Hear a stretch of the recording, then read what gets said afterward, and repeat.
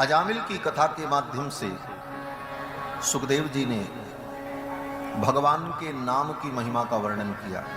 भगवान के नाम की कितनी महिमा है। भगवान के नाम की इतनी महिमा है कि भगवान के नामोच्चारण के लिए किसी से दीक्षा लेने की भी जरूरत नहीं।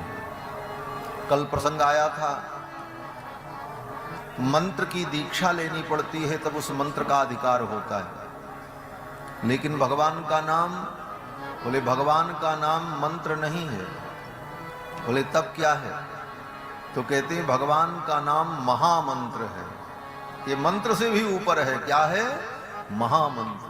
गोस्वामी जी महाराज कहते हैं महामंत्र जोई जपत महेशो, महामंत्र जोई जपत महेशो, काशी मुक्ति हेतु उपदेशो, काशी मुक्ति हेतु उपदेशो, काशी मुक्ति हेतु उपदेशो।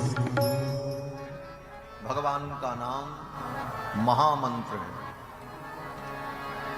तो मंत्र के जो नियम हैं वो नियम महामंत्र में लागू नहीं होते। महामंत्र अपनी महिमा से ही महान है।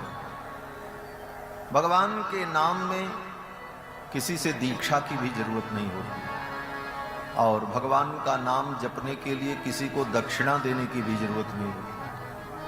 न दीक्षा न दक्षिणा। और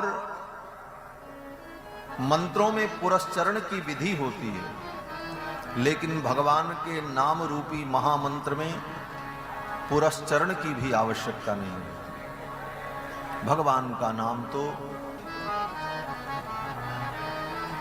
जितना जपो उतना ही अच्छा है।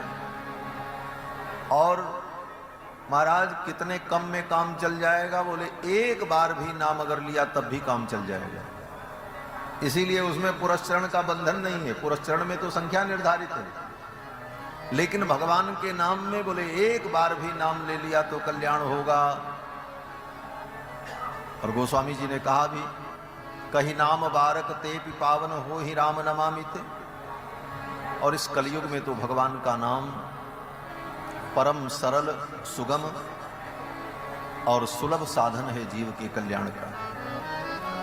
इसके बाद भी अगर कोई प्राणी नरक में जाए और यमराज की यातना उसे भोगना पड़े तो प्राणी का दुर्भाग्य है।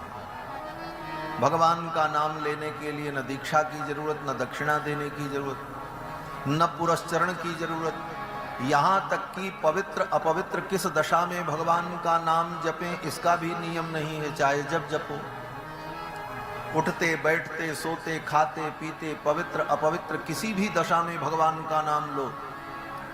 भगवान के नाम की इतनी महिमा है कि ये बड़े बड़े कर्मकांड के विद्वान भी यही कहते हैं, अपवित्रः पवित्रो वा सर्वावस्थांगतोऽपि वा जह स्मरेत पुंडरीकाक्षं सबाह्याभ्यंतरः शुचिः। इसका अर्थ क्या हुआ?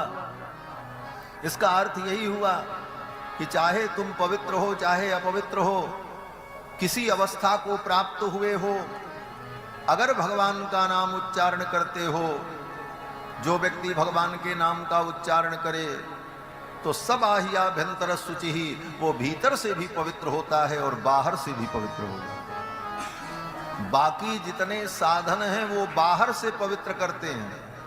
गंगा स्नान करो बाहर से पवित्र होगे, तपस्या करो बाहर से पवित्र होगे, लेकिन भीतर भी पवित्र होना बहुत जरूरी है। बाह्य शुद्धि के साथ साथ अंतः शुद्धि, अंतःकरण की शुद्धि भी अनिवार्य है। और भगवान का नाम ऐसा महान है कि ये हमें बाहर से भी पवित्र कर देता है और भीतर से भी पवित्र कर देता है। सबाह्याभ्यंतरः शुचिः। भीतर से पवित्र हो गए तब बोले फिर हमारी बुद्धि शुद्ध हो जाएगी और फिर हमारे द्वारा कोई पाप कर्म नहीं होगा।